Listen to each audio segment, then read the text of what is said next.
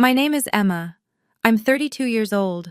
3 weeks ago, at my sister's baby shower, she stood up in front of our relatives and announced that my late husband was the father of her baby and that she deserved half of his $50 million inheritance. The entire room went dead silent. Everyone turned to look at me with pity. Everyone, except my sister, who just smirked like she'd won. So I pulled out a few documents and showed them to her, documents that made the color drain from her face. But before I show you what those papers were, let me take you back to the day my sister decided to destroy my life in public. 6 months ago, my husband, David, died in a car accident on Route 95. A drunk driver crossed the median during rush hour. David's Honda didn't stand a chance against a pickup truck. The police told me he died instantly. I've clung to that detail like a lifeline. At least he didn't suffer. The funeral was a blur. I remember my mother obsessing over the flower arrangements, worried about what people would think. My father stood rigid in his black suit, uncomfortable with emotion as always. And my sister Ashley showed up late, mascara already smeared, a vintage Chanel bag, probably rented, swinging from her shoulder. "I'm so sorry, Emma," she whispered, giving me a quick hug. Then her attention immediately snapped back to her phone. Even at my husband's funeral, Ashley couldn't resist checking her Instagram notifications. David and I had been married for 5 years. We met at a marketing conference in Boston. He was presenting on consumer behavior analytics, and I was there representing my firm. He had this way of explaining complex data that made it feel like poetry. We got coffee after his panel. Coffee turned into dinner. Dinner turned into a weekend in Cape Cod. 3 months later, he proposed on a beach at sunset, like something out of a rom-com. My parents loved him immediately. David was everything they wanted for me. Stable career at a tech company, master's degree from Boston University, owned his own condo before we even met. He was respectful, remembered birthdays, and didn't drink too much at family dinners. "Finally," my mother had said after meeting him, "someone who can take care of you." As if I needed taking care of. I was already a marketing director at 30, pulling in $80,000 a year. But that was my mother, still living in a world where a woman's worth was measured by her husband's success. What my parents loved most about David, though, was the promise of grandchildren. From the moment we got engaged, the questions started. When are we going to hear the pitter-patter of little feet? Your biological clock is ticking, Emma. Ashley's already 26, but she's not exactly marriage material. You're our hope for grandbabies. David and I would smile and deflect. We're focusing on our careers first. We want to be financially stable. We're not ready yet. All lies. The truth was something we kept locked away, hidden in a file folder in the back of my nightstand drawer, buried under old birthday cards and spare phone chargers. 18 months before David died, after nearly 2 years of trying, that consisted mainly of disappointing pregnancy tests and my mother's increasingly pointed comments about our childless state, we finally went to see a fertility specialist. I'll never forget the day we got the results. Dr. Jennifer Parker's office had those motivational posters on the walls, beaches at sunset, mountains with inspirational quotes. One said, "Every journey begins with a single step." It felt cruel in retrospect. Dr. Parker sat across from us, her hands folded on the desk. She was maybe 50, with kind eyes and the sort of calm demeanor that came from delivering difficult news for 20 years. "Mr. Mitchell, I'm afraid the results show azoospermia, a complete absence of sperm in your semen. It's a permanent condition, likely congenital." The words hung in the air like smoke. "What does that mean exactly?" David's voice was steady, but I could see his jaw clenching. "It means natural conception isn't possible. However, we have options. IVF with donor sperm, or adoption. Both have excellent success rates, and many couples—" "I'd like to go," David interrupted, standing abruptly. "Thank you for your time." We didn't speak in the car. David drove with both hands gripped on the steering wheel, his knuckles white.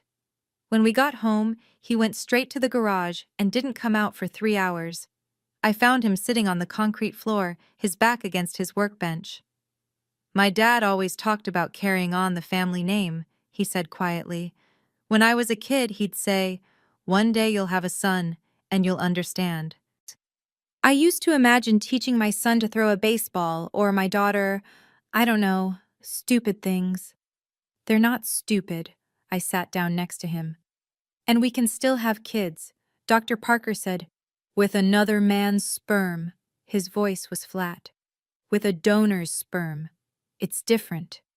He looked at me then, and I saw something I'd never seen in David before. Shame. "Do we have to tell people?" "About what?" "About this. About me being infertile." "You can say it." He flinched. "Your parents. My parents. Do we have to tell them?"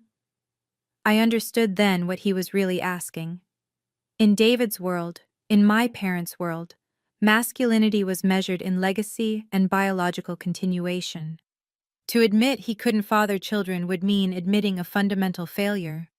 "We don't have to tell anyone anything," I said. And so we didn't. The first 6 months after the diagnosis were the hardest. David threw himself into work, staying late at the office, volunteering for projects in other cities. Anything to avoid the conversation we needed to have about our future. I gave him space. I researched on my own. I read forums where other women talked about their experiences with donor sperm, with adoption, with choosing to be child-free. I bookmarked fertility clinic websites. I didn't push. Then, about 8 months after the diagnosis, David came home one night with a folder. "I've been thinking," he said, "about what Dr. Parker said. About donor sperm." We started seeing Dr. Parker again. We reviewed donor profiles, pages and pages of anonymous men reduced to statistics: height, weight, eye color, SAT scores, medical history. It felt surreal, shopping for genetic material like we were picking out paint colors for a nursery. David struggled with it. Some nights I'd find him staring at the profiles with this look on his face, like he was mourning something that never existed. "We don't have to do this," I told him more than once. "We could adopt, or we could just not have kids."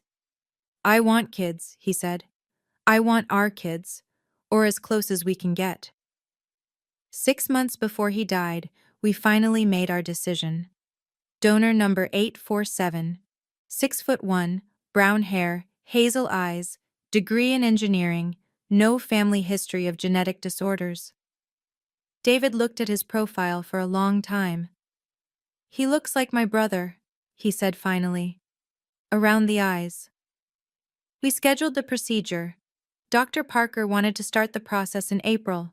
Hormone treatments, monitoring, timing everything perfectly. But David asked if we could wait until after his big product launch at work in late May. He wanted to be present, not stressed and distracted. "June then," Dr. Parker had said. "We'll start your cycle in June. By July, with luck, we'll have good news." David died 3 weeks before we were supposed to start. I found myself alone with a secret I never asked for. The donor sperm was still in storage at the clinic, paid for but unused. The medical records were still in my nightstand, and everyone still thought David and I had just been waiting for the right time. At the funeral, my mother hugged me tight and whispered, "At least you're young enough to start over. You can still have children with someone else." I didn't tell her that I'd never have children with David, that the future we'd planned was saved in a medical freezer somewhere, waiting for a procedure that would never happen. The inheritance was substantial. David had been methodical about money, life insurance, retirement accounts, the condo we'd bought together in Newton. Everything went to me. His will was clear. "To my beloved wife Emma, I leave everything." The condo alone was worth $400,000. Add in his life insurance, his 401k, his savings, I was looking at close to $750,000. It was more money than I'd ever imagined having. My parents helped me sort through the paperwork. My father, a retired accountant, took a strange pride in organizing David's financial legacy. My mother kept asking if I was going to be okay financially. "I'm fine, Mom. David made sure I'd be taken care of." "Well, you could move back home for a while, save money on rent. We have that spare bedroom. I'm keeping the condo." I needed to stay in the space David and I had shared. Needed to wake up in our bed, make coffee in our kitchen, water the plants he'd insisted on buying, even though I'd told him I'd kill them. They were still alive somehow. Thriving, even. David would have been proud. I took a leave of absence from work. My boss, Catherine Wilson, was understanding. "Take all the time you need, Emma. We'll be here when you're ready." I spent my days in a fog. I joined a grief support group at the community center. That's where I met Maria Thompson, who'd lost her husband 2 years earlier. "It gets easier," she told me over terrible coffee from the church basement. "Not better, just easier. You'll learn to carry it." I wasn't sure I believed her. After 3 months, I went back to work part-time. I needed the structure, the distraction. Catherine was pleased to have me back. My parents called it getting back to normal. There was no normal. There was just after. Part of my after routine included weekly dinners at my parents' house. My mother would make pot roast or chicken casserole, the same rotation of meals she'd been making my whole life. My father would ask about work. I'd give vague answers. We'd eat in a companionable silence that felt more like avoidance. Then, 4 months after David's death, Ashley started showing up to these dinners again. My sister had never been reliable. She'd skip family events for parties, show up late to Christmas, forget birthdays. But suddenly she was there every Sunday, sitting in her old seat at the dining room table. "Ashley's going through some things," my mother said vaguely when I asked. "She needs family right now." I noticed she'd gained weight. Her face was fuller, her usual crop tops replaced with flowing bohemian dresses. She'd always been tiny, size 2, proud of it, constantly posting gym selfies. But now there was a roundness to her that makeup and strategic clothing couldn't hide. "You look different," I said one Sunday, helping her clear plates. "It's called self-love, Emma. Not all of us are obsessed with being skinny." But it wasn't about weight. There was something else, a secret behind her eyes. Then, 6 months after David's funeral, on a Sunday in late October, Ashley showed up to dinner with an unmistakable baby bump under her maxi dress. My mother practically shrieked. "Ashley, are you pregnant?" Ashley smiled, one hand on her belly. 7 months. 7 months. I did the math quickly. That meant she'd conceived in March, 2 months before David died. My mother was already in full grandmother mode, fluttering around Ashley, insisting she sit down, asking about doctor's appointments and due dates. My father looked shell-shocked. "Who's the father?" Ashley's smile faltered. "That's complicated." "Complicated?" My father's voice rose. "What does that mean?" "Robert, not now," my mother cut in. "This is a happy occasion. We're going to have a grandbaby." I watched my sister's performance from the kitchen doorway. The way she ducked her head, playing shy. The way she put her hand protectively over her stomach. The way she avoided answering direct questions.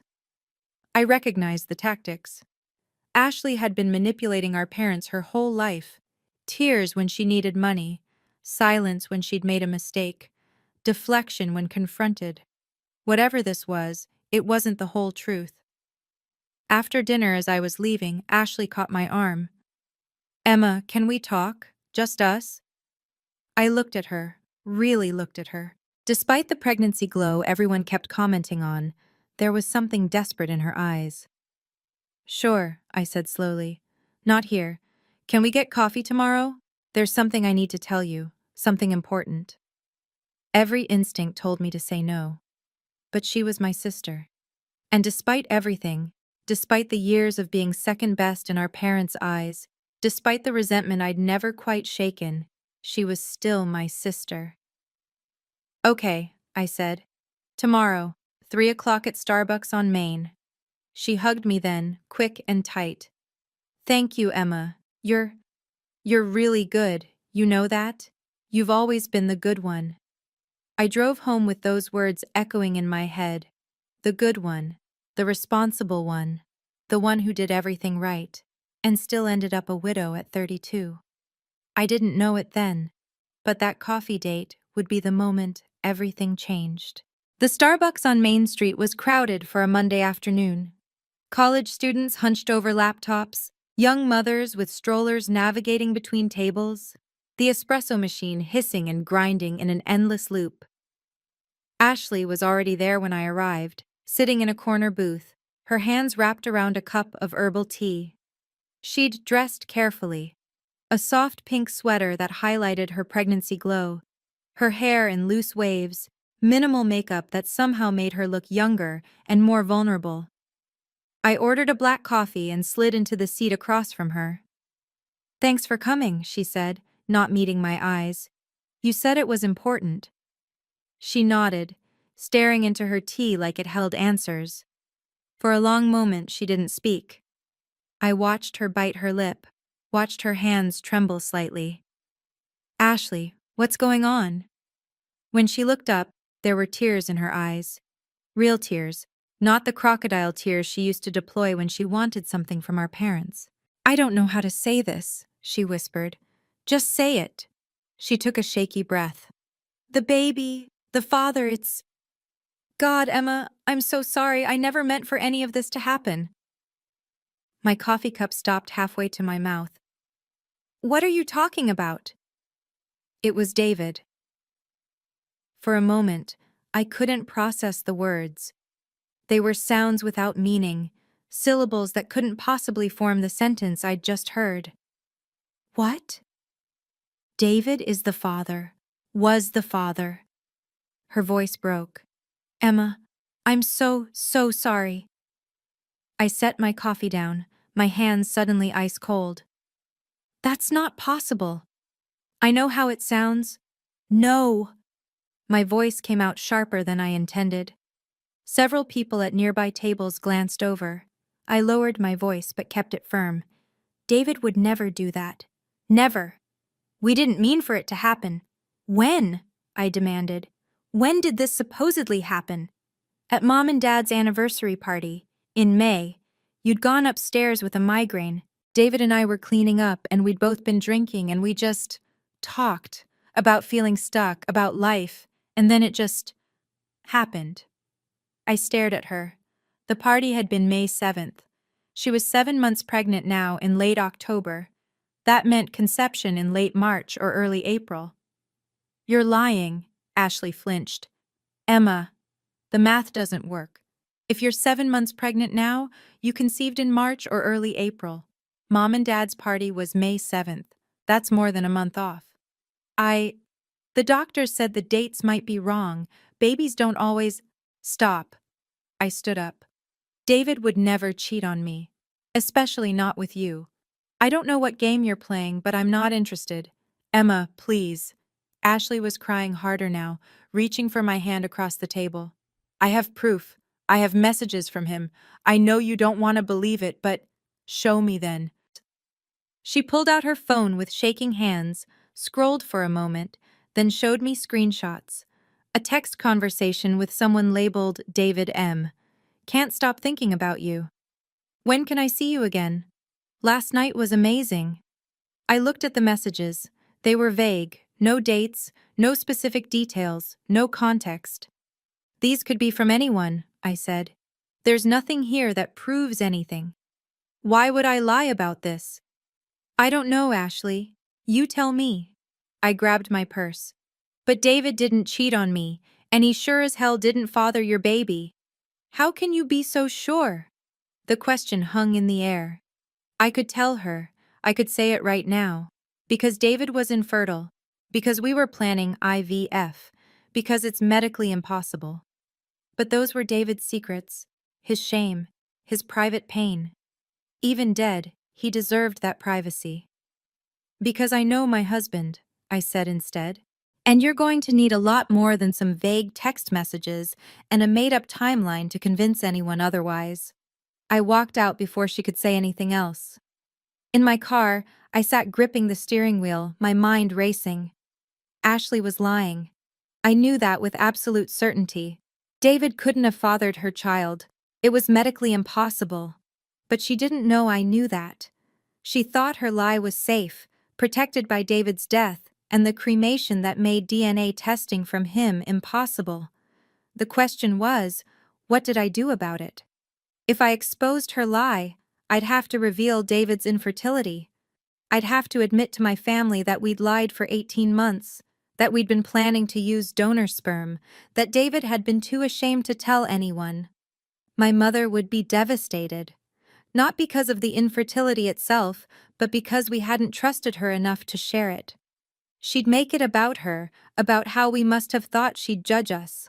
My father would be quietly disappointed. Another failure to add to the Mitchell name. And David's memory. God, David had been so ashamed. He'd made me promise never to tell anyone. But if I stayed silent, Ashley would get away with it. She'd claim David's child. She'd rewrite history. She'd probably ask for money, for help, for a share of his inheritance. I drove home in a daze. Inside my condo, I went straight to the nightstand drawer and pulled out the folder I'd been avoiding for months. David's medical records from Dr. Parker. The diagnosis in clinical black and white. Complete azoospermia, 0 sperm count, natural conception, not possible. I stared at the papers for a long time. Then I put them back and closed the drawer. I needed to think. For 3 days, I didn't hear from Ashley. No calls, no texts, no attempts to continue the conversation. Then, on Thursday evening, my mother called. "Emma, honey, can you and I have lunch tomorrow? Just the two of us?" Her tone was careful. Too careful. "What's this about, Mom?" "I'd rather talk in person. Please? It's important." We met at a restaurant downtown. My mother was already there when I arrived, sitting at a corner table, her hands folded on the napkin in front of her. "Thanks for coming," she said as I sat down. "What's going on?" She took a deep breath. "Ashley came to see me. She told me something difficult. About David." So Ashley had told her. Of course she had. "What did she tell you?" "That David was the father of her baby." My mother's eyes were red like she'd been crying. "Emma, honey, I know this must be devastating. I can't imagine what you're feeling. Did she show you proof?" "She showed me text messages. Messages between her and David that were, well, they seemed genuine. They're vague. They could be from anyone. Why would she lie about something like this?" "I don't know, Mom. Why don't you ask her?" My mother reached across the table to take my hand. "Sweetheart, I know you're hurt. I know you want to believe David would never do this. But Ashley is pregnant. She says David is the father, and she needs help." "She needs help," I repeated flatly.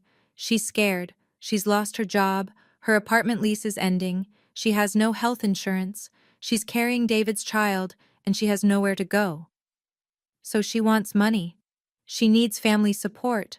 That baby is David's daughter, your husband's child." "We don't know that." "The timeline fits.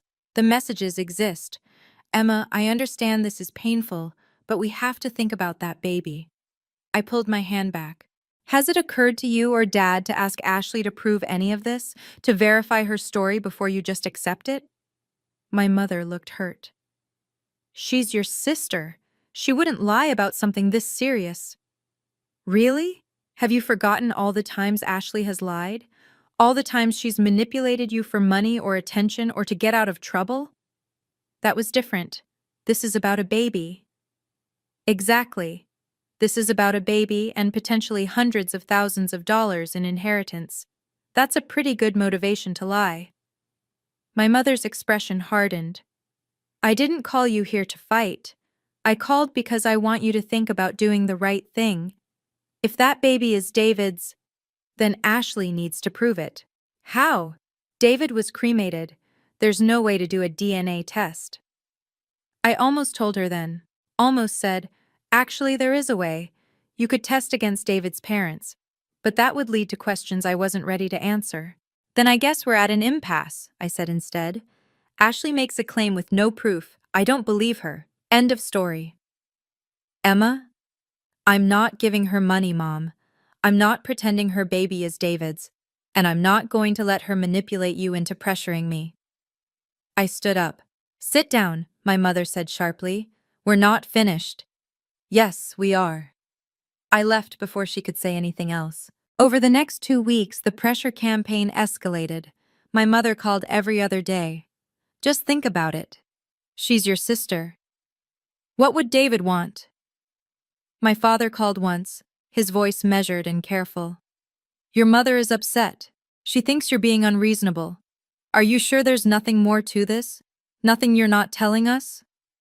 I'm sure, I lied. Ashley sent long text messages. Emotional, pleading, desperate. I know you hate me. I hate myself. But please, Emma, I'm scared. I don't know what to do. This baby is innocent. She deserves to know her father's family. I can't do this alone. I lost my job. I'm living with Mom and Dad, but I can't stay there forever. I need help. Please. You have everything David left. I'm not asking for much. Just enough to get on my feet, for his daughter. I didn't respond to any of them. Instead, I did what I should have done from the beginning. I investigated. I pulled up David's phone records from our shared iCloud account, scrolled through every text message from the last year of his life. There were messages to Ashley, birthday wishes. Thanks for the Christmas gift. Good luck with your new job hunt. Normal sibling-in-law stuff. Nothing flirty, nothing secretive, certainly nothing that suggested an affair. Then I looked at his calendar. David had been meticulous about scheduling. Work meetings, gym sessions, dinners with me, calls with his mother. I traced through every day in March and April. Every evening was accounted for. Work dinners with colleagues I could verify. Nights at home with me, watching TV. 2 business trips, one to Chicago from March 10th to 15th, one to Atlanta from April 20th to 25th, with hotel receipts and flight confirmations to prove it. There was no gap, no unexplained absence, no window for a secret affair with Ashley. Next, I turned to Ashley's social media. She was an oversharer, posting constantly on Instagram. I scrolled back to March and April. March 15th, photo at a club downtown called Havana Club. Ashley in a tight silver dress draped over a tall guy with dark hair and sleeve tattoos. The caption, Dancing the Night Away. March 22nd, birthday bash. 26 never looked so good. Multiple photos from what looked like a wild party at someone's house. Ashley doing shots, dancing, posing with different guys. April 5th, girls' night out. Photo from a bar. Ashley and her friends, clearly drunk. A guy's arm visible around her waist at the edge of the frame. April 18th. Sometimes you just need to let loose. Photo from a nightclub. Ashley dancing close with a bearded guy wearing glasses. I did a reverse image search on some of the photos. Found a few tagged by other people. Read the comments. You and Jake look so cute together. Another Tinder date? Girl, you're on fire. Is this the guy from last week or a new one? Jake. Tinder. Multiple guys. This was not a woman in a secret, tormented affair with her brother-in-law. This was a woman living her normal, chaotic life, partying every weekend, posting it all publicly. And then the posts stopped. Late April. Nothing. May. One generic post about spring flowers. June through October. Complete silence. I knew why. She'd found out she was pregnant, and she didn't know which of her casual hookups was the father. I sat back, my laptop screen glowing in the dark living room. Ashley had gotten pregnant from one of her random hookups in March. When David died in May, she saw an opportunity. A dead man who couldn't deny anything. A wealthy widow who might be manipulated into sharing the inheritance. A family who'd always protected and enabled her. It was almost perfect. Except she didn't know that I knew David was infertile. The question was, how did I prove it? I sat at my dining room table staring at my laptop screen, at Ashley's Instagram posts from March and April. The photos told a story, but they weren't proof. Not the kind of proof that would stand up to my parents' denial or Ashley's tears. I needed more. The next morning, I called a number my lawyer had given me once for a corporate case. Mitchell Investigations. Gary Mitchell speaking. Mr. Mitchell, my name is Emma Mitchell, no relation, I assume. I need someone investigated, discreetly. I can do discreet. What's the situation? My sister is claiming my late husband fathered her baby. I know she's lying, but I need proof. A pause. Family cases get messy. I know. What kind of proof are we talking about? She got pregnant around mid-March. She was going to clubs, meeting random guys, posting about it on Instagram. I need you to identify who she was with during that time period. Names, evidence of relationships, anything that proves she was sleeping around. Instagram posts are a start, but they're public. You need me for something more? I need you to find the guys, talk to them if possible, get statements. I need evidence strong enough that even my parents can't deny it. My rate is $200 an hour plus expenses. This kind of work, tracking down random hookups from 7 months ago, it's not going to be quick. We're probably looking at 40 to 50 hours minimum. Money's not an issue. How fast can you start? I can start tonight. But Mrs. Mitchell, Emma, before you commit to this, I have to ask, are you sure you want to go down this road? Once I find proof, once you use it, there's no going back. Your family relationships will change permanently. I thought about David, about the shame he'd carried, about the secret we'd kept, about Ashley trying to steal his legacy with a lie. I'm sure. Okay then. I'll need access to your sister's social media profiles, any information you have about her habits, the clubs she frequents, that kind of thing. I'll send over a contract and get started. 5 days later, Gary called. I've got something. Can we meet? We met at a diner in Waltham, far enough from Newton that I wouldn't run into anyone I knew. Gary was in his 50s, graying hair, the kind of face that blended into crowds, perfect for surveillance work. He slid a manila envelope across the table. Your sister's been busy, he said. I opened the envelope. Inside were dozens of photos.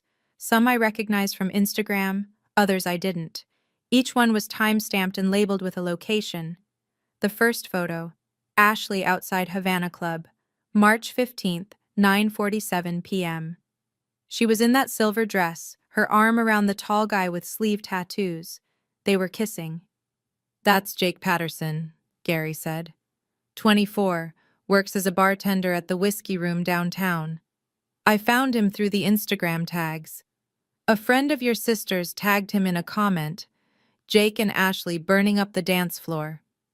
The second photo, Ashley leaving a bar with a different guy.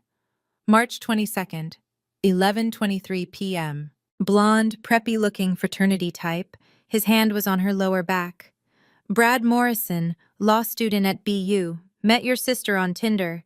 They matched 3 times over 2 months. She kept unmatching and rematching him. More photos, different dates, different guys. Ashley at house parties, at bars, at clubs, always with someone different. How did you get all this? I asked. Some of it's from her public Instagram before she deleted the posts. I pulled cached versions.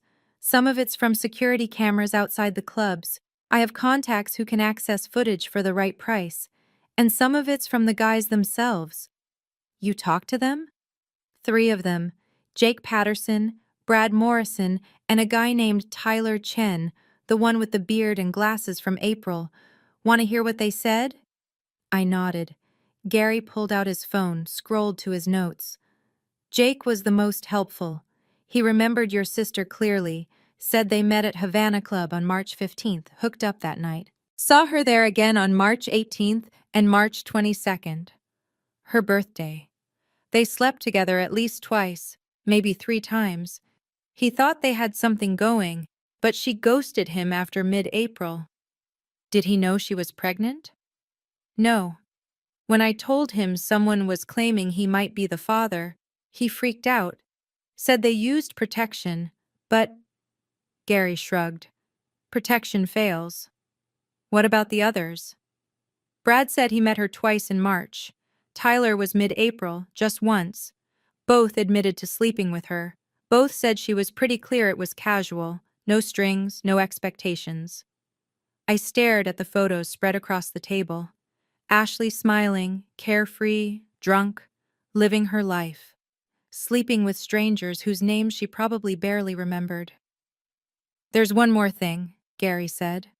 He pulled out his phone again, showed me a screenshot.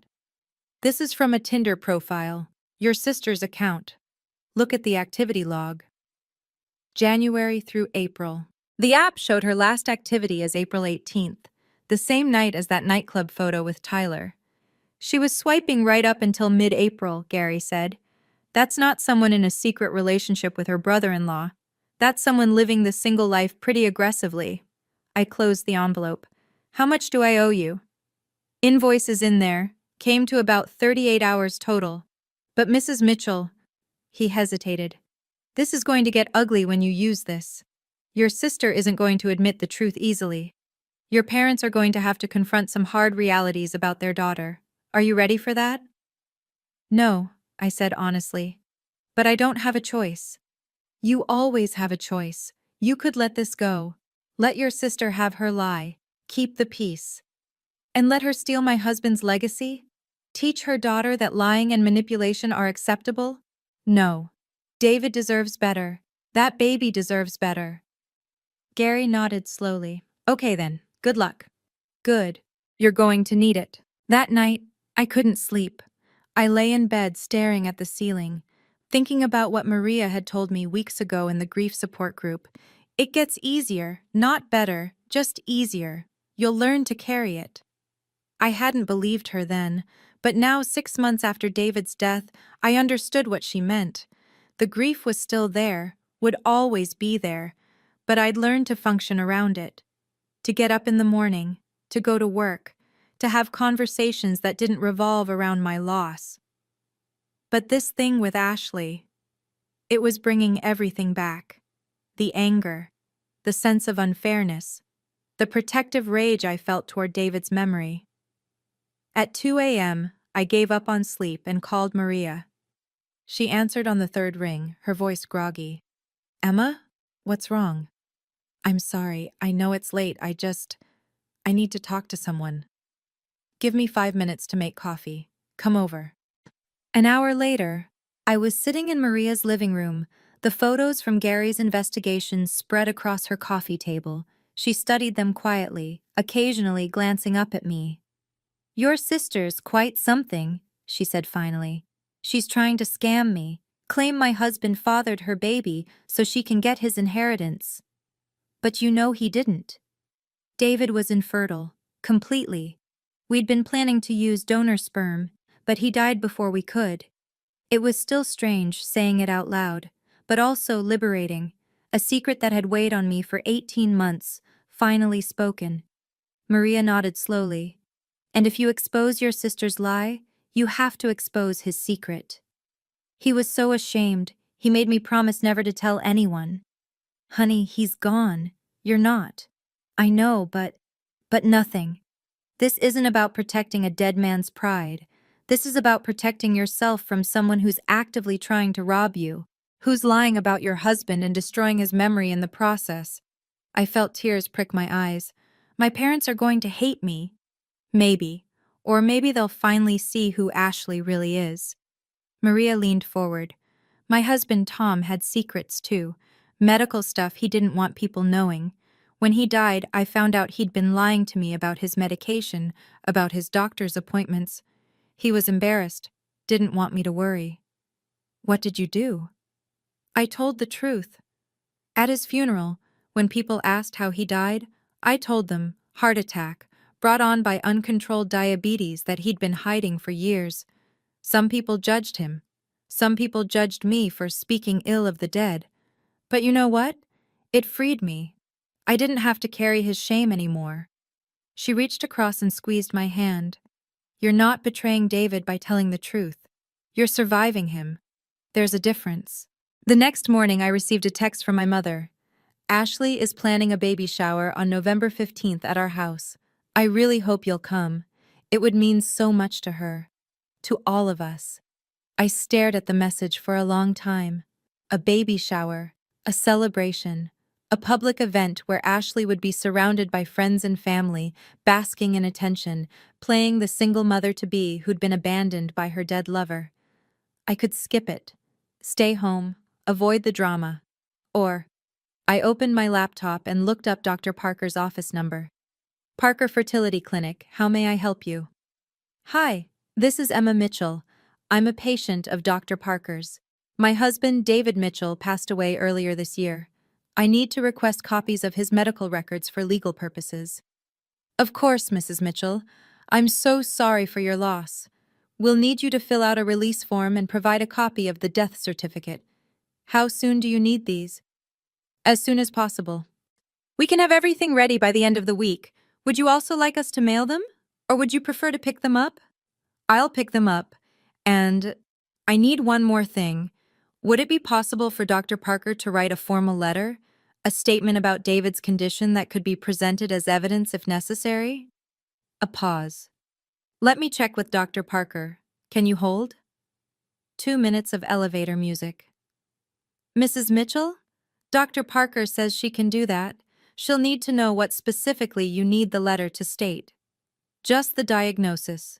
That David had azoospermia, that natural conception was medically impossible, and that we were patients at the clinic planning to do IVF with donor sperm. Understood. She can have that ready by Friday as well. Thank you. I hung up and stared at my phone. This was it. The point of no return. If I did this, I'd have to stand in front of my family and admit we'd lied for 18 months. I'd have to watch my mother's face crumble when she realized David had been infertile. I'd have to hear my father's disappointment. I'd have to see the judgment in my aunt's eyes, the gossip that would follow. But if I didn't, Ashley would win. She'd claim David's legacy. She'd tell her daughter that her father was a man who'd cheated on his wife. She'd rewrite history to suit her lies.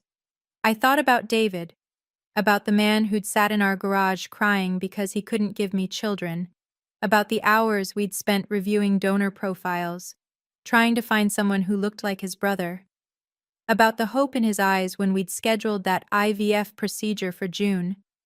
David had wanted kids, had dreamed of them, and Ashley was trying to give him a child he never fathered, to trap me with a legacy that was fiction. I couldn't let that happen. I picked up my phone and texted my mother back. I'll be there. Friday came. I drove to the Parker Fertility Clinic and picked up a sealed envelope containing both David's full medical records and a letter from Dr. Parker on official letterhead. To whom it may concern. This letter is to confirm that David Mitchell, D.O.B., June 15, 1990, was diagnosed with complete azoospermia, 0 sperm count, in October 2023. This condition was determined to be congenital and permanent. Natural conception was medically impossible. Mr. Mitchell and his wife Emma Mitchell were patients at Parker Fertility Clinic from October 2023 until Mr. Mitchell's death in May 2025. They were pursuing IVF treatment with donor sperm at the time of his passing. The procedure was scheduled to begin in June 2025. This information is provided at Mrs. Emma Mitchell's request for legal purposes. Sincerely, Dr. Jennifer Parker, M.D. Board Certified Reproductive Endocrinologist. I sat in my car in the clinic parking lot, holding the letter. This was the proof. The weapon that would end Ashley's scheme and shatter the secret David and I had kept for 18 months. I thought about David one more time, tried to imagine what he would want me to do. But I realized I'd been asking the wrong question. It didn't matter what David would want. David was dead. His shame was dead with him. I was alive. And I had a choice. Protect a dead man's pride, or protect my own future. I chose myself. That night, I made copies of everything: the medical records, Dr. Parker's letter, Gary's investigation report with all the photos and statements. I put them all in a professional-looking folder. Then I picked out my outfit for the baby shower: a simple black dress, pearl earrings David had given me for our anniversary, low heels. I wanted to look composed, professional, unshakable. Sunday, November 15th. 1 week away. Maria called that evening. "You doing okay?" "I'm terrified." "That's normal. You're about to blow up your family." "Yeah." "Emma, listen to me. Whatever happens at that baby shower, you're doing the right thing. You know that, right?" "I hope so." "I know so. And call me after. I'll be here." Sunday morning, November 15th. I woke up early, made coffee, stood in the shower until the water ran cold, put on my black dress, did my makeup carefully, waterproof mascara, just in case. At 1:30 p.m., I got in my car with the folder on the passenger seat. The drive to my parents' house took 20 minutes. 20 minutes to rehearse what I would say. 20 minutes to second-guess my decision. 20 minutes to think about all the ways this could go wrong. At 1:50, I pulled up outside my parents' house. Cars lined the street. Ashley had invited at least 30 people. Balloons decorated the front porch. Pink and silver, cheerful and innocent. I could hear laughter and conversation from inside. I sat in my car for 5 minutes, engine off, hands gripping the steering wheel. Then I picked up the folder, took a deep breath, and walked toward the house. My mother answered the door, her face lighting up when she saw me. "Emma, you came!" She pulled me into a hug that smelled like her usual perfume, something floral and expensive. "I'm so glad you're here. This means everything to Ashley." I doubted that, but I smiled and stepped inside. The house had been transformed. Pink and silver streamers hung from every doorway. A banner over the fireplace read, "Welcome, baby girl," in glittery letters. Tables were covered with pastel tablecloths, loaded with finger sandwiches, fruit platters, and an elaborate 3-tier cake decorated with fondant baby booties. The living room was packed. I recognized my Aunt Margaret and her daughters by the punch bowl. My mother's bridge club friends occupied the couch. Several women I didn't know, probably Ashley's friends, were taking selfies in front of a backdrop decorated with paper flowers. And there, in the center of it all, sat Ashley. She was in the wingback chair, the best seat in the room, glowing in a flowing pink dress. Her hair was styled in perfect waves, her makeup immaculate. One hand rested on her belly in that protective gesture pregnant women do. When she saw me, genuine surprise crossed her face, followed by relief. "Emma!" She stood awkwardly and came over. "You came. I didn't think. After everything." She hugged me. I let her, feeling the baby bump press against me. The baby was real. That part wasn't a lie. "I wouldn't miss it," I said quietly. "Thank you." Ashley's eyes were damp. "This means so much. I know things have been hard between us, but I really want to fix that, for the baby's sake." My mother was beaming, clearly thrilled that we were speaking. "Come, Emma, sit down. Would you like some punch?" "I'm fine standing." For the next 45 minutes, I watched Ashley's baby shower unfold like any normal celebration. Guests played games, guess the baby food flavor, measure Ashley's belly with ribbon, baby word scramble. Ashley opened gifts, cooing over onesies and blankets and stuffed animals. "You're all so generous," she said, dabbing at her eyes with a tissue. "This baby is going to be so loved." My mother kept glancing at me, making sure I was okay, probably hoping I'd join in the festivities. I stayed near the back, the folder tucked under my arm. My father stood in the corner looking uncomfortable, the only man in a sea of women and baby talk.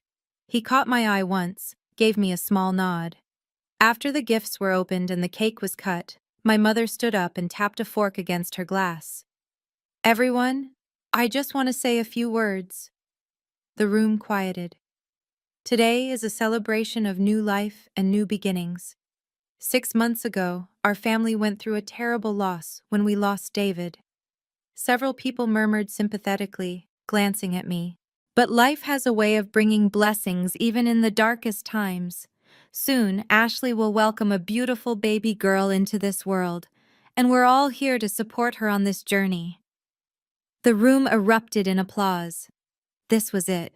This was my moment. I stepped forward into the center of the room. Actually, before we continue, I'd like to say something. My mother looked surprised but pleased. Of course, Emma. Please. Everyone turned to look at me, 30 pairs of eyes. Ashley's smile faltered slightly, uncertainty creeping in. I opened my folder. Ashley, I need to ask you something. You told me and our parents that David was the father of your baby. Is that correct? The room went silent. Several guests looked uncomfortable. Clearly, they'd heard rumors but weren't sure of the details. Ashley's hand went to her belly. Emma, we don't need to do this here. Yes, we do. Because this is the story you've been telling everyone. That my late husband, who died 6 months ago, fathered your child. That he cheated on me with you. That this baby deserves part of his inheritance. My mother stood up. Emma, this isn't appropriate. Let her finish, my father said quietly. Ashley was shaking her head. I never said he cheated. We made a mistake one time, and I've been honest about. You told me it happened at Mom and Dad's anniversary party in May. Is that right? Yes, May 7th. And you're 7 months pregnant now, which means you conceived around late March or early April. Murmurs rippled through the room. The timeline was confusing, Ashley said quickly. The doctors adjusted my due date. Ashley, stop. My voice was steady, calm. I know you're lying. I've always known. You're in denial. I know you're lying because David couldn't father children. The room went completely still. Ashley's face went pale. That's not. David never said. David was diagnosed with complete azoospermia 18 months before he died. I pulled out Dr. Parker's letter. This is from his fertility specialist. It states clearly that David had 0 sperm count. That natural conception was medically impossible. That we were planning to do IVF with donor sperm, but he died before we could. I held up the letter so everyone could see the official letterhead. Emma, why wouldn't you tell us? My mother whispered. Because David was ashamed. He didn't want anyone to know. He was afraid of being judged, of being seen as less than a man. My voice cracked slightly. And he was right to be afraid, wasn't he? Look at how you're all staring at me right now. I turned back to Ashley. David couldn't father your child, which means you've been lying about him. Lying to me, to our parents, to everyone here. Those medical records could be fake. They're not, and I have more. I pulled out the photos, started laying them on the coffee table, one by one. March 15th, you at Havana Club with Jake Patterson. According to him, you slept together that night and at least twice more that month. Ashley's eyes went wide. March 22nd, your birthday party. Multiple men. Your friends tagged them in comments. Brad Morrison, Tyler Chen, you met them on Tinder. I kept pulling out photos. The room was utterly silent except for the sound of paper on wood. April 5th, another bar, another man. April 18th, your last activity on Tinder. You were swiping right up until mid-April, Ashley. That's not someone in a secret relationship with her brother-in-law. That's someone living the single life. I looked up at her. You got pregnant from one of your hookups in March. You didn't know who the father was. And when David died in May, you saw an opportunity. A dead man who couldn't deny your story. A grieving widow who might be manipulated into sharing his inheritance. That's not true. Ashley's voice was shrill. You hired someone to fake these photos to... They're from your own Instagram, Ashley. You posted them yourself. You deleted them in late April when you found out you were pregnant. But I have the cached versions. And I have statements from the men you slept with. My mother picked up one of the photos with trembling hands, the one of Ashley draped over Jake Patterson, clearly drunk, clearly intimate. Ashley, my father's voice was quiet but dangerous. Is this true? Ashley was crying now, mascara running, the carefully constructed facade crumbling. I was scared. I didn't know what to do. I lost my job. I had no money. I was pregnant and alone. So you lied about David? My voice rose despite my effort to stay calm. You accused a dead man of cheating on his wife? You dragged his name through the mud? You tried to make his memory about an affair that never happened? I needed help. I didn't have anyone. Ashley was sobbing now, her hands shaking. You have everything, Emma. David left you everything. The condo, the money, everything. Is it so wrong that I wanted my baby to have something? That I wanted help? It's wrong that you lied. It's wrong that you tried to steal from me by claiming a baby that isn't David's. It's wrong that you made our parents pressure me based on a complete fabrication. I turned to my parents. Did you ever question her? Did you ever ask for proof beyond some vague text messages? Did you even consider that Ashley might be lying? My mother was crying quietly. My father looked like he'd aged 10 years in 10 minutes. My mother's voice was barely a whisper. We thought family doesn't lie about something like this. Ashley has lied her entire life. About jobs, about money, about boyfriends, about everything. Why would this be different? My Aunt Margaret stood up, gathering her purse. I think we should go. Several other guests were already moving toward the door, murmuring apologies, clearly uncomfortable with the family drama unfolding in front of them. Within 5 minutes, half the room had cleared. Ashley was still sobbing in the wingback chair, her pink dress wrinkled, her perfect hair falling out of its waves. She looked young suddenly, vulnerable, lost. For a moment, I almost felt sorry for her. Almost. For what it's worth, I said quietly, David and I were going to do IVF with donor sperm. We were going to raise a child that wasn't genetically his, and love it just as much. Because family isn't about DNA, it's about choice, and commitment, and honesty.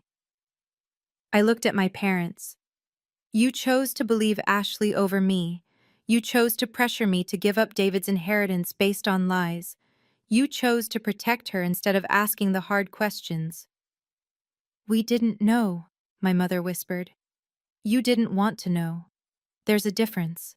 I gathered the photos and documents back into my folder. Ashley, I hope you figure out who the real father is. That baby deserves to know the truth. And I hope you're a good mother to her. She deserves better than the choices you've made. I turned to leave. Emma, wait. My father's voice stopped me. What happens now? That's up to you. But I'm done. Ashley's baby isn't my responsibility. Her lies aren't my problem. And I'm not giving her a penny of David's inheritance. But the baby? Isn't David's. I have medical records that prove it. If Ashley tries to make any legal claim to his estate, I'll present these documents in court, and she'll lose. She might even face fraud charges for the fake text messages and false paternity claim. The threat hung in the air. Ashley looked up, her face blotchy and wet. You'd do that? You'd have me arrested? I don't want to, but I will if you force me to. This ends here, Ashley. No more lies, no more manipulation, no more using David's death for your own benefit. I walked to the door, then turned back one more time. I loved David. Knowing he couldn't give me biological children didn't change that. I would have raised a donor baby with him and loved it fiercely. But I don't get to do that now because he's dead. And you tried to use his death, his memory, his legacy, to scam me. My voice broke. That's unforgivable.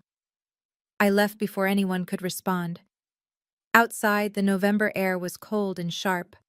I got in my car, closed the door, and sat in the silence. My hands were shaking. My heart was pounding. But underneath the adrenaline, underneath the pain and anger and grief, there was something else. Relief. I'd told the truth. I'd protected David's legacy. I'd stood up for myself. It didn't feel good exactly, but it felt right. I pulled out my phone and called Maria. "How did it go?" she asked immediately. "It's done." "Are you okay?" I thought about that. Was I okay?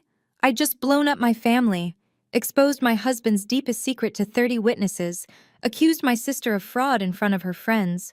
My parents were probably in shock. Ashley was probably still crying, but David's name was cleared. His memory was protected, and I'd stood up for myself for the first time in months. "Yeah," I said finally. "I think I am. Come over. I'll make tea. Give me 20 minutes." I started the car and drove away from my parents' house, away from the pink balloons and the shattered illusions and the family I wasn't sure I recognized anymore. Toward Maria's house, toward the friend who understood loss and survival, toward whatever came next. Occasional dinners. Jake was trying. He came over 3 times a week, brought diapers and formula, learned how to change diapers and give bottles. He was awkward but determined, a young man who hadn't expected to be a father but wasn't going to run away from his responsibility. Ashley got a part-time remote job doing graphic design. She lived in my parents' spare bedroom with Sophia. She posted occasionally on Instagram, photos of Sophia with captions about blessed and new beginnings and learning to be better. I didn't follow her, but my mother showed me photos sometimes. I'd look politely and say nothing. Spring came. I went back to work full-time. Catherine promoted me to senior director. I threw myself into campaigns and client meetings and strategy sessions. "You're different," Catherine said one day over lunch. "Sharper, more confident." "I stopped caring what people think," I said. "It suits you." I started going to therapy. Not the grief support group, but actual one-on-one sessions with Dr. Rachel Morrison, who had kind eyes and didn't let me get away with deflection. "Tell me about David," she said in our 3rd session. "I've told you. He died. Car accident." "Tell me about what you lost when he died." I thought about that. I lost the future we planned. The kids we'd have with donor sperm. The person I thought he was versus the person he actually was. Someone who kept secrets because he was ashamed. Does that make you angry? Sometimes. Mostly it makes me sad. We could have talked more, been more honest with each other. But we were both scared. Dr. Morrison leaned forward. You can love someone and be angry at them. You can grieve them and resent them. Those things can coexist. It was the permission I didn't know I needed.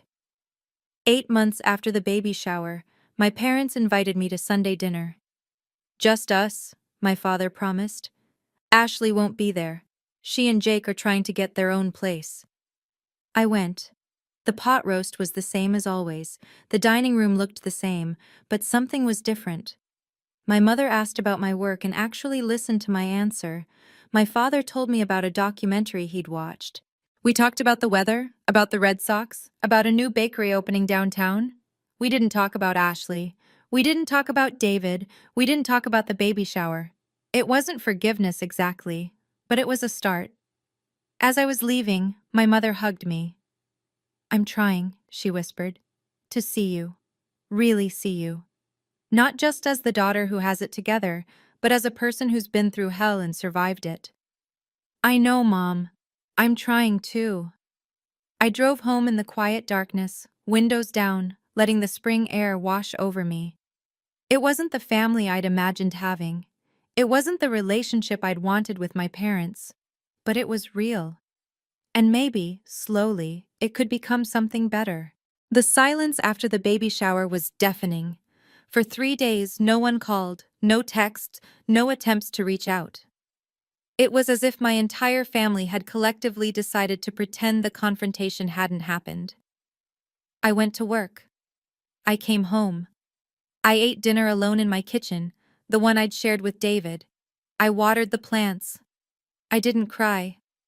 I'd expected to feel guilty, to second-guess my decision, to lie awake replaying the scene wondering if I should have handled it differently, but I didn't.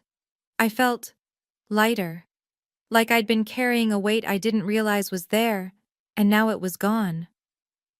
On the fourth day, my father called. "Emma, your mother and I would like to talk. Can we come to your place?" His voice was careful, formal, not the tone he usually used with me. "Why my place?" A pause.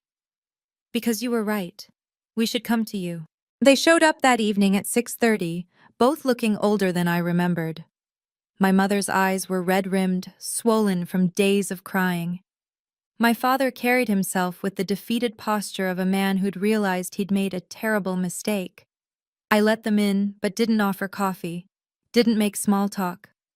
We sat in my living room, the one David and I had furnished together, and nobody spoke for a long moment. Finally, my mother broke the silence. "We owe you an apology." I waited. "We should have believed you." Her voice cracked. "Should have questioned Ashley's story instead of just accepting it. We've always protected her, made excuses for her, and we failed you in the process." "Yes, you did." My bluntness made her flinch, but I wasn't going to make this easy. They'd spent weeks pressuring me, calling me heartless, choosing Ashley over me. They needed to sit with that. My father cleared his throat. "Why didn't you tell us about David, about his condition?" "I told you at the baby shower. He was ashamed. He was afraid of being judged. We would have understood. Would you have?" I looked at my mother. "You spent 5 years asking when we were going to give you grandchildren. Every family dinner, every holiday. Your biological clock is ticking, Emma. Ashley's not marriage material. You're our hope. How do you think David felt hearing that, knowing he couldn't give you what you wanted?" My mother's hand went to her mouth. "I didn't mean to make him feel, but you did. And that's why we didn't tell you. Because we knew you'd either pity him or make it about your disappointment. We couldn't handle either option." Silence settled over us again. My father stared at his hands. My mother wiped at her eyes. "We're your parents," my mother whispered. "You should have been able to trust us. And I'm your daughter. You should have trusted me when I said Ashley was lying." I leaned forward. "Do you know what that felt like? Having my own parents pressure me to give up my husband's inheritance based on nothing but Ashley's tears and some fake text messages? Having you choose her over me without even questioning her story?" "We're sorry." My father's voice was rough. "I'm a retired accountant. I should have looked at those text messages and seen they proved nothing. I should have demanded real evidence, but Ashley was crying, claiming she was scared and alone. And your mother—" He glanced at his wife. "We wanted to believe her. Because believing her was easier than admitting your daughter is a manipulative liar." The words hung in the air, harsh but true. My mother started crying again, quietly this time. "What can we do? How do we fix this?" "I don't know if you can fix it, Mom. Not quickly, not easily." I took a deep breath. "But here's what I need from you. I need you to stop enabling Ashley. Stop making excuses for her. Stop protecting her from the consequences of her actions. She's still our daughter, and so am I. But for my entire life, you've treated us differently. Ashley got away with everything. I had to be perfect. When she lied, you believed her. When I told the truth, you questioned me." My voice was steady, calm. "I'm done with that dynamic. If you want a relationship with me, it has to change." My father nodded slowly. "What does that look like?" "It means when Ashley asks for money, you don't automatically give it to her. It means when she makes excuses, you hold her accountable. It means when she tries to manipulate you, and she will, you recognize it for what it is." "That's hard," my mother whispered. "Yes, it is. But if you can't do it, then we can't have a relationship, because I won't let you pressure me into cleaning up her messes anymore." "What about you?" my father asked. "What's your relationship with Ashley going to be?" "Nothing. I don't want to see her. I don't want to hear about her unless it's necessary. And I'm not giving her money. Not now, not ever." But the baby isn't my responsibility. You want to be grandparents? Fine. Help Ashley. Support her. But don't expect me to be involved. My mother looked devastated. She's your niece. She's Ashley's daughter. There's a difference. I softened slightly. I don't wish the baby any harm. I hope Ashley gets her life together and becomes a good mother. But I'm not going to pretend we're one big happy family. We're not. My parents sat with that for a moment. Okay, my father said finally. We understand. And we'll try. To be better. To listen to you. To not automatically take Ashley's side.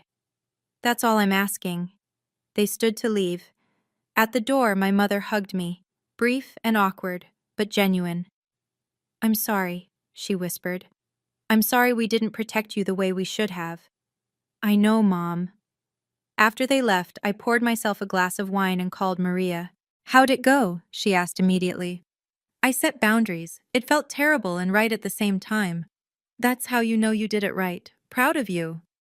I could hear the smile in her voice. 4 weeks later, on a Tuesday morning, my mother sent me a text. Ashley had the baby last night. A girl. 7 pounds, 3 ounces. They named her Sophia. There was a photo attached. A tiny, wrinkled face, dark hair, scrunched up expression. Beautiful in the way all newborns are, full of potential and promise. I looked at the photo for a long time. Felt nothing. No anger, no resentment, no desire to meet her. Just nothing. I deleted the photo and went to work. 2 weeks after Sophia's birth, my father called. Jake Patterson took a paternity test. Results came back today. He's the father. Good. That baby deserves to know the truth. Jake's stepping up. He's scared, but he's trying. He's been over every day since Sophia was born, learning how to change diapers, give bottles, all of it. That's good, Dad. Ashley's struggling, but she's trying too. She got a part-time remote job doing graphic design. She's talking about getting her own place eventually. I hope she does. Do you want to? No. Whatever you're about to ask, the answer is no. Silence. Then, okay, I understand. 6 weeks after Sophia's birth, Ashley sent me a text. I'm sorry for everything. I was desperate and scared, and I made terrible choices. I don't expect you to forgive me, but I want you to know I regret it, every day. Jake did the DNA test. He's the father. We're trying to figure out co-parenting. It's hard, but I'm trying to be better. For Sophia. I read it 3 times. Thought about responding with all the things I wanted to say, about how sorry wasn't enough, about how she'd tried to destroy David's memory, about how she'd almost succeeded in manipulating me out of hundreds of thousands of dollars. Instead, I typed, I hope you're a good mother to Sophia. She deserves better than the choices you made. Ashley didn't respond. I didn't expect her to. Over the next 6 months, I rebuilt my life piece by piece. I went back to work full-time. Catherine promoted me to senior director, with a team of my own and a significant raise. You've earned this, she said when she told me. You're sharper now, more confident. Whatever you went through these past months, it changed you. It did, I agreed. I started going to therapy. Not the grief support group, but real one-on-one sessions with Dr. Rachel Morrison, a woman in her 40s with kind eyes and zero tolerance for bullshit. Tell me about David, she said in our 3rd session. He died, car accident, 6 months ago. Tell me about what you lost when he died. I thought about that, really thought about it. I lost the future we'd planned, the kids we'd have, not biological kids, but donor kids, kids we'd chosen together.